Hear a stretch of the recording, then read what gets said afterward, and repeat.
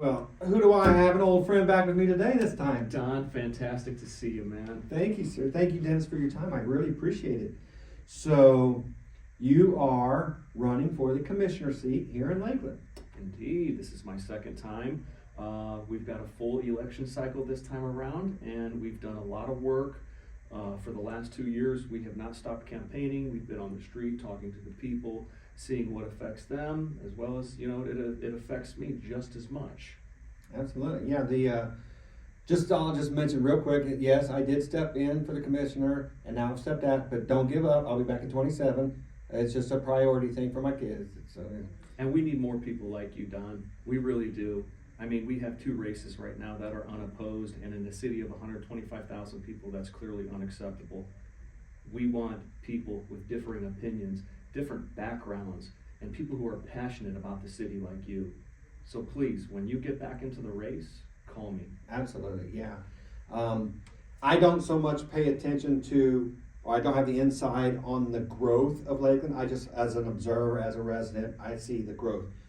But you've been in the construction business for your whole career. Tell me more about what goes on and what you can do for Lakeland and the people you don't mind. Sure. I mean, the city is growing exponentially, right? The secret's out. I mean, we've been in the top 5 to 10 fastest growing in America for the last 5 to 7 years.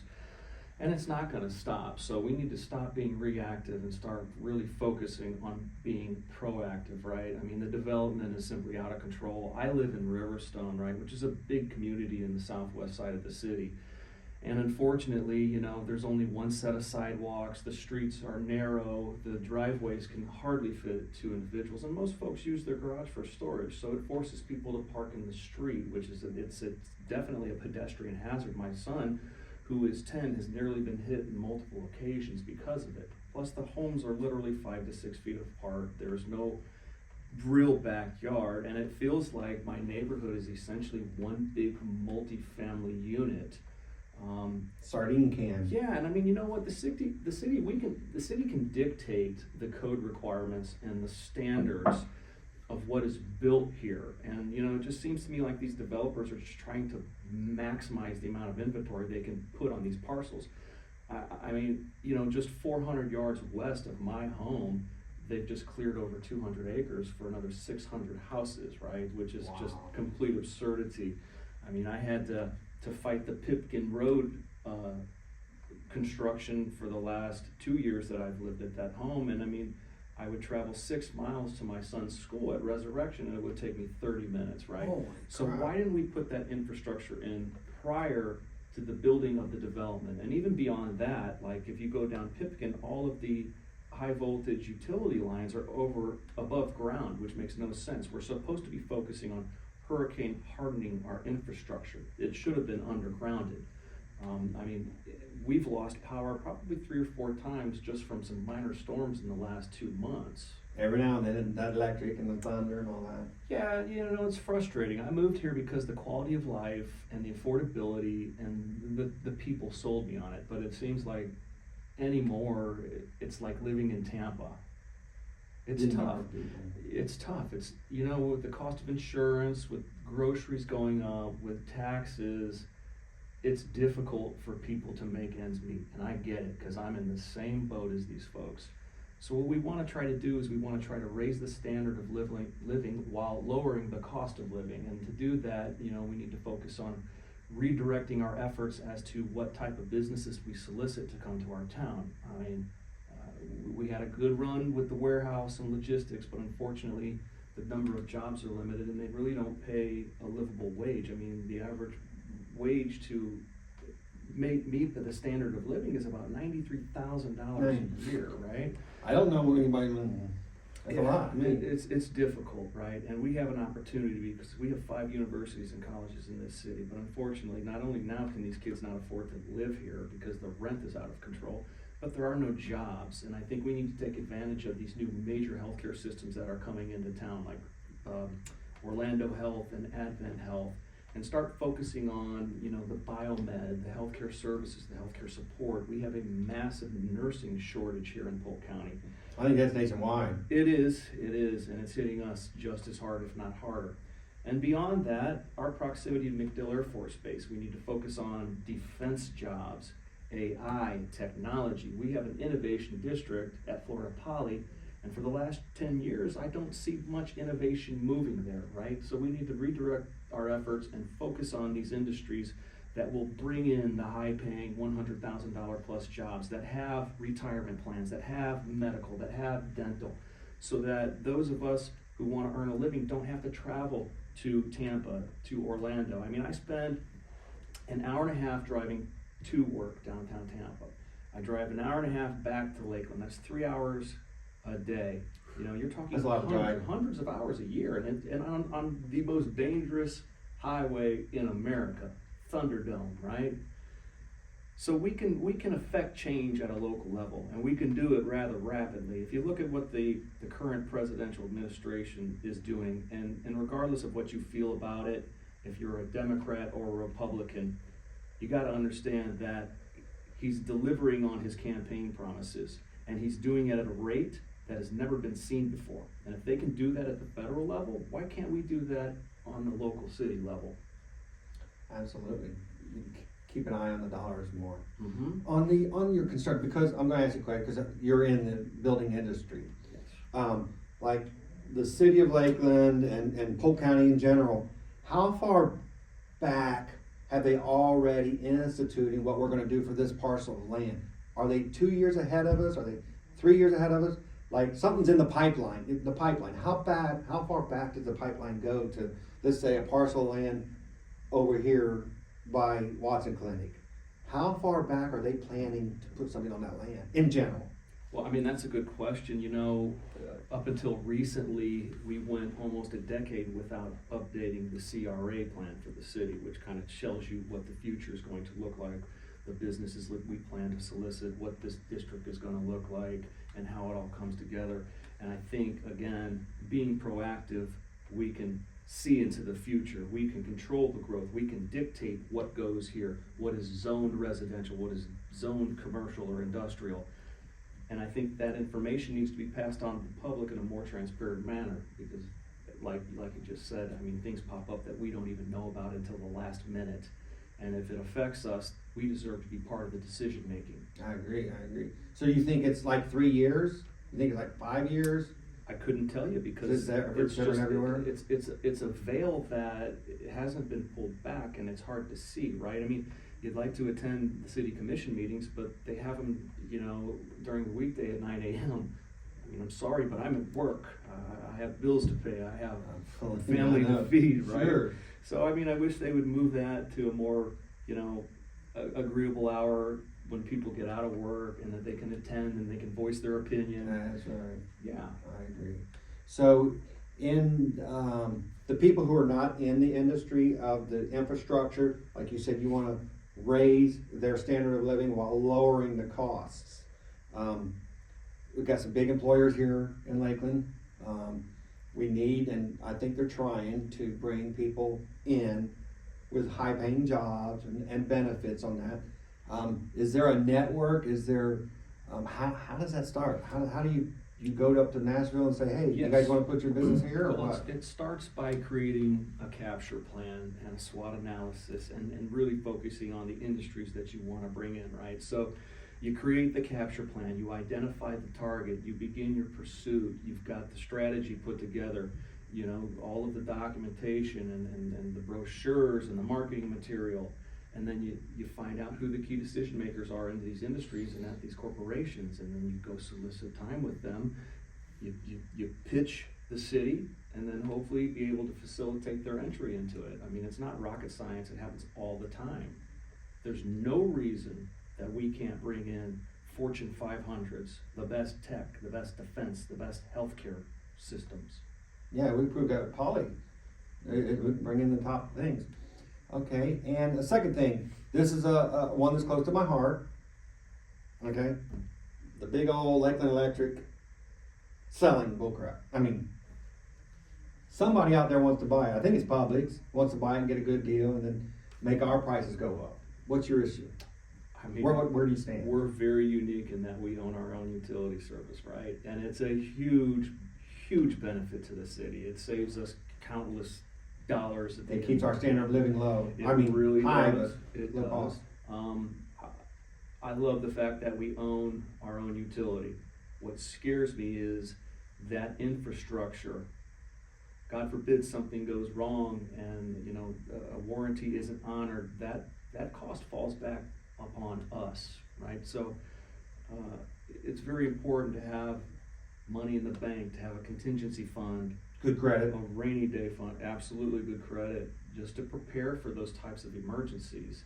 But as far as, you know, my opinion as to what I think about having Lakeland Electric owned by the city of Lakeland, I'm all for it. Now, what about like 2 weeks ago or 3 weeks ago, it came up to discussion whether they're gonna try to even entertain the idea of making it easier to sell. How would you have voted? I would have voted against it. So you are hoping that Lakeland Electric stays in the hands of Lakeland? Absolutely. Okay. That's a huge benefit. Do you know how many services and programs they support? Oh, yeah. It's amazing. Plus, we're getting our utility at a lesser rate than most other jurisdictions Right. are. And again, everything is so expensive now. I mean, even the cost of living. I mean, you look at rent, we have, you know, these large equity, these private equity firms and these large corporations like BlackRock, like Invitation Homes, coming in and buying hundreds of pounds of inventory. And in the end, what happens is they then dictate the rental rate of the market. And that's what we're facing now. It's another issue that we should have been proactive on. We need to look out for the people, number one. And when big corporations are coming out, snatching all of our homes, you know, it benefits nobody but them, because their intent is to profit off of it. That's exactly, And we exploitation. suffer. And something needs to be done, and it can be done quickly. Yeah, I'm just glad that the early Lakeland guys and girls put in that you can't sell unless this, was it 60% or something like that, whatever. Okay, another issue that Yeah. bothers me Okay. is the diet in Dixieland. What's your take on that, if you don't mind me asking? Brother, I've answered this question 100 times, man. It's an issue, To man. be perfectly honest with you, the issue's dead now. I mean, there's absolutely nothing we can do about it at this point. I mean, it's really moot. I understand the city's initial thought process regarding it. They wanted to incorporate Dixieland and help the small businesses and make it a walkable district. But unfortunately, that's one of the major arteries and the biggest artery we have leading into right. downtown. And again, I always say this, you wonder why people don't go to the Rays games downtown St. Pete. It's because it's so hard to get to. And essentially that's what we've done, right? And you know, Dixieland in its current state, Florida, it's not walkable. I mean, you could fry It's an still egg. dangerous. You can fry an egg on them sidewalks, and it is dangerous. But we have to learn to live with it, unfortunately. Yeah, there's been a couple of cars that drove into the buildings. Of course. The Gator thing and Waller building got hit. Yeah, and So- that's another issue I'm running on, man. It's like the infrastructure. It takes a long time. And speaking again about being proactive versus reactive, we're using an outdated traffic system, right? Our stoplights are either sequenced or they have pavement sensors. Both systems reactive. How many times have you sat at a stoplight where there's nobody coming in any other direction, but you sit there for 2 minutes? I usually, I wait. See, it's tough, right? Especially if there's a camera there, right? So, I mean, there's technology out there that we can leverage. For example, Google has something called Project Greenlight, where they're using existing infrastructure for camera systems. And they're using real-time artificial intelligence technology to use algorithms and dictate the flow of the traffic, saving up to 30 to 40% in travel time, right? I mean, if I'm continually moving, I'm okay. But when I come to a stop consistently, it's just constant stops. The next block, the next block, the next Everything. block. I mean, it never fails here in the city, right? So if we employ that type of technology, it is going to help. We need to start looking at our streets. There are a few intersections where, let's say you have a road running north-south and there's a moderate amount of traffic, but you have a perpendicular road that runs east-west, and it's a small residential development. And there's stop signs on every single corner. I don't know how that makes sense. Either eliminate the stop signs for the north-south traffic, or potentially put yield signs, but the goal is to keep traffic moving, right? I know a lot of people don't like roundabouts. I do, right? Statistically, they are proven to decrease traffic fatalities. Statistically, they are proven to increase the flow of traffic. It just makes sense. So we need to start employing those type of, that type of technology and get that mindset that we have to keep this city, we gotta keep our cities safe, and we need to make them more navigable. Yeah, I agree 100%. I like the roundabouts.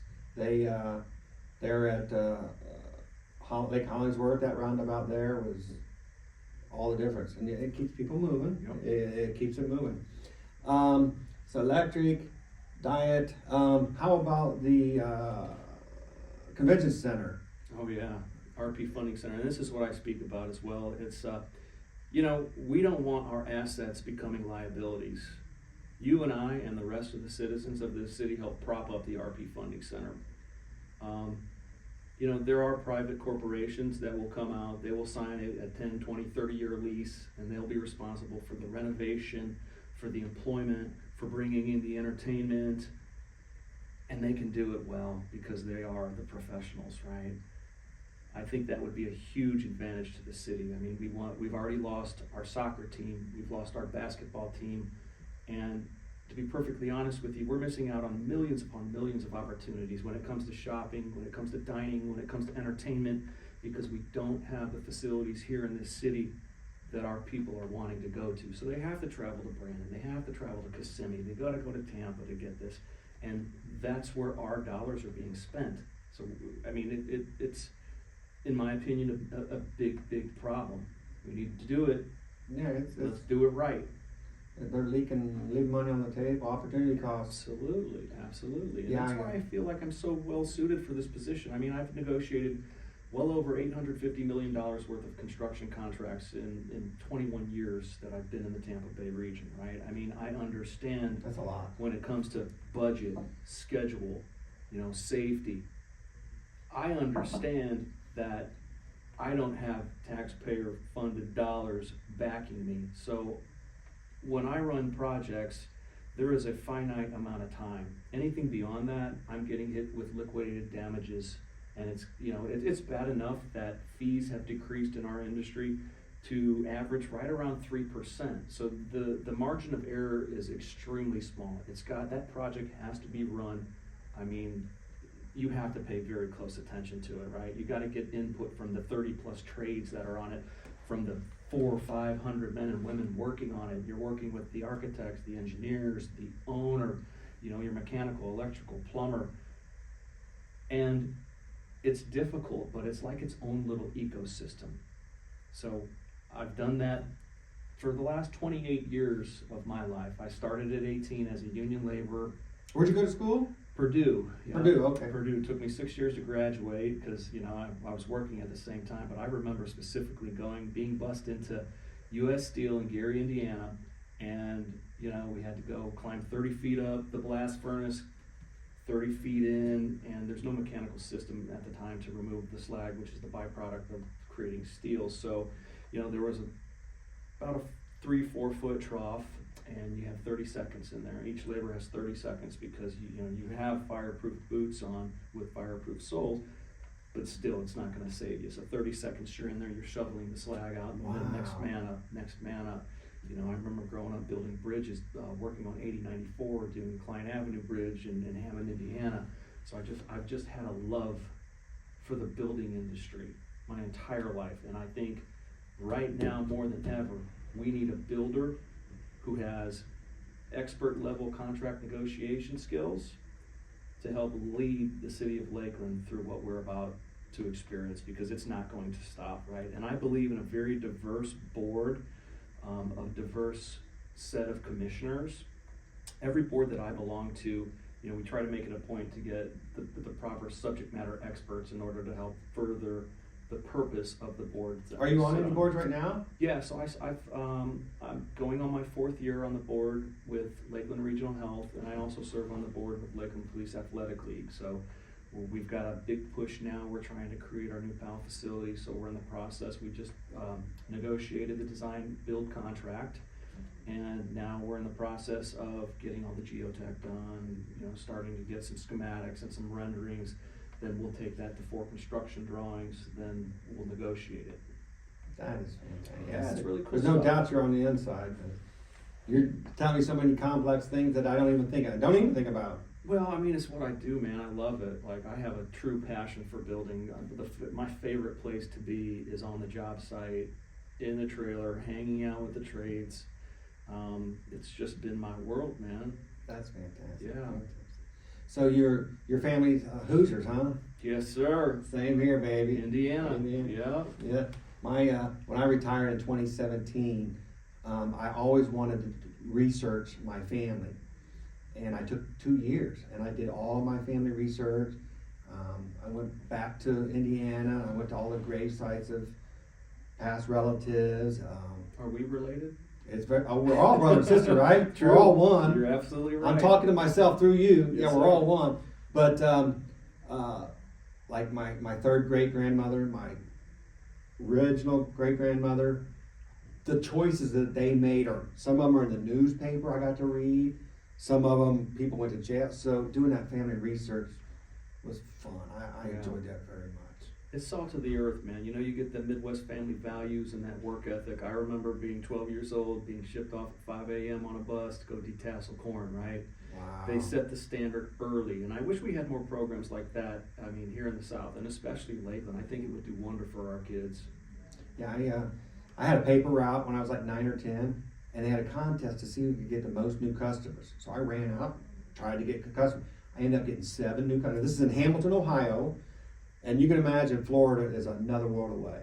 I mean, a world away. I got 7 new customers after busting my butt. They called me on the phone and said, "Don, I apologize, but you came in second place. The first place guy got 17 new customers, and he won a trip to this new place down in Florida called Walt Disney World."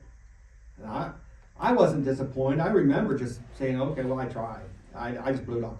5 minutes later, the phone call back. I said, "Don, we've decided you get to go with us as well." So at 10 years old, I got to fly to Disney World. Wow. All because of my entrepreneurial spirit. And that's when I think it sunk in that if you work hard, you'll be rewarded. Listen, man, you're a hustler, and that's what I respect about you. I don't know why you're not associated with the city at this point, or you're not getting paid for the services, but I have not seen anyone else work as hard as you do. Well, to I promote- appreciate that. But seriously, to promote local business, small business, to rep the people and rep the city and the fashion you do, man. Well, I appreciate People that. gotta Thank respect you, sir. that. Thank you. Like you said, we're all related. And I'm helping myself just through other people. That's all it is. So, is there any particular decision that has been made in the last few years here at Lakeland that you wish, if you were on the board, you could have turned or whatever? Anything that come to mind? Well, I mean, obviously, I'd like to have a say in terms of how we grow, right? I don't know. Basically the future. Yes, and I make decisions. There's a formula I use, right? So I sleep well at night. I'm accustomed to making decisions worth millions of dollars, and having only 72 hours to prep the team, to coordinate with the subject matter experts, and to ensure that we're doing well and by the owner's standard and being good stewards of their money. I make decisions without emotion, opinion, ego. I rely on facts, statistics, data, subject matter expert opinion, but also the will of the people, right? I try to put myself in other people's shoes when I make decisions. In my business, we're guided by the specifications, the drawings, and the contract, right? That's all in black and white. We both agreed to it. But there's a lot of gray matter in between that still needs to be shaken out, right? And I believe in an equitable split, right? I'm not trying to be a sub-buster. I'm working for everybody, right? I get it. I'm a builder. Without my subcontractors, I'm literally, you could be the smartest guy in the world, Yeah. but you won't be successful, right? So it's important to really understand what the issues are, not just listen, but to fully understand where people are coming from. And if that means you getting out of your comfort zone, meeting them where they're at, that's what you have to do, right? That's what makes a good commissioner. That's what makes a good project director, a project manager. That's what makes you good at what you do, right? Because you're interested in people, and I think it's that innate interest. It's genuine, man, and you can Yeah. feel it with people. You really can. So I sense yours as well. I sense yours as well. You're genuine, sincere, to the point, no BS, no favoritism. No, I sense the same thing. Don, I don't belong to a party or a pack. I don't want to be endorsed by, you know, political organizations, because I'm not towing the line for anybody but the people of Lakeland. That's it, you know. Leave your checkbook at home. Yeah, for me, it's never ever been an issue. Like, I'm a no party affiliate. I will stick in the middle. I want what's best for this city because I live here, right? I want to make my son proud. I want for him to have opportunities when he's older, and that's why I'm running. You know, I make a decent living. I manage my money well. I would rather the salary, the $32,000+ a year, go to 4 different nonprofits every year of my term. I don't know if the city can do that, but honestly, my heart is in the right place. I'm running for all of the right reasons, and I want to see change, and I want to see change as rapidly as what we're seeing at the federal level. That's fantastic. How can people learn more about you? Well, obviously, you're helping me spread the message, so thank you so You're much. welcome. But we have a website, DennisOdisho.com. How do you spell it? DennisOdisho. .com. Okay. Yes. And then we've got a series of videos coming out soon, early next week, and we're going to do every podcast we can. And I encourage people, if you're out there and you see me on the street, please don't hesitate to stop me. I want to talk to you. I want to get to know you, and I want to know what your issues are. And I'm easy to find. You know, my personal cell phone is public record. My personal email address is public record. I have the bandwidth, the horsepower, and the energy. I'm excited, and I just can't tell you any more than that. Like this, That's right. this is Let them this think. You're giving them the information. Let them think. That's it's right. a passion project for me, man. It really is. I love a challenge, and I love a good cause, and this directly affects me as much as it does everyone else in this city. I mean, I hear you. I've been seeing it. I read your comments online. I talk to these people in the streets. I understand the issues. I presented how we're going to solve them. And I believe that I'm ready. I want to be elected, and I believe I will do an excellent job for these individuals in the city. I agree. I believe you 100%. Thank you. Well, Dennis, I appreciate your time very much. I want to thank COHAS for letting me use this beautiful room. And vote Dennis Odisho. Which section is it? C? Southwest District, but understand that no matter where you live, anyone can vote for any district. So please come out, vote, and get out there. And if there's anybody out there considering running, please do so as well. We have 2 seats now that are currently running unopposed. There's 125,000 people in this city, and I'd love to see more civic engagement. We need normal people like us. I agree. Well, have a fantastic day. Thank you, Don. I appreciate you, truly. Certainly.